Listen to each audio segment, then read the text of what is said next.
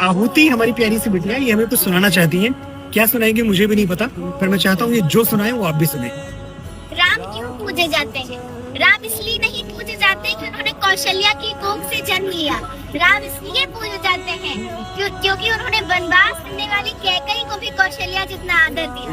राम इसलिए नहीं पूजे जाते कि जानकी जैसी देवी से विवाह रचाया। राम इसलिए पूजे जाते हैं कि समाज द्वारा ठुकराई हुई अहिल्या जैसी स्त्री को भी उन्होंने देवी कह के बुलाया। राम इसलिए नहीं पूजे जाते कि दशरथ जैसा चक्रवर्ती सम्राट उनका पिता है।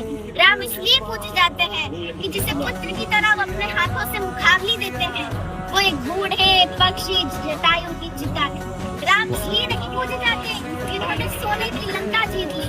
राम इसलिए पूजे जाते हैं कि अपनी अयोध्या के लिए, अपनी मातृभूमि के लिए, अपने बाहुबल से जीती हुई सोने की लंका उन्होंने त्याग दिया। राम इसलिए नहीं पूजे जाते कि उन्होंने रावण की नाभि में तीर भेज दिया। राम इसलिए पूजे जाते हैं कि इस प्रकार विद्वान से जीवन की शिक्षा लेने के लिए उन्होंने लक्ष्मण को उसके चरणों में भेज दिया। राम इसलिए नहीं पूजे जाते कि वो भगवान थे। राम इसलिए नहीं पूजे जाते क्योंकि वो भगवान थे।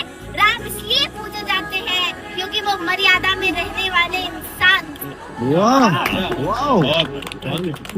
मैं एक चीज ऑफिशियली कहना चाहूंगा, ये मैंने आज से तकरीबन 1.5-2 साल पहले लिखा था, और जितना अच्छा हमारी आहुति बिटिया ने बोला है, मैं जीवन भर कोशिश करके भी इतना अच्छा कभी नहीं बोल पाया। एक बार तालियां आहुति के लिए।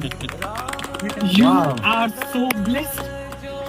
राम इसलिए पूजे जाते हैं, बिल्कुल ठीक है जो तुमने बोला, लेकिन इस देश में बेटियों की पूजा भी इसीलिए की जाती है क्योंकि तुम्हारी जैसी बेटियां हैं इस देश में। खुश रहो बेटा।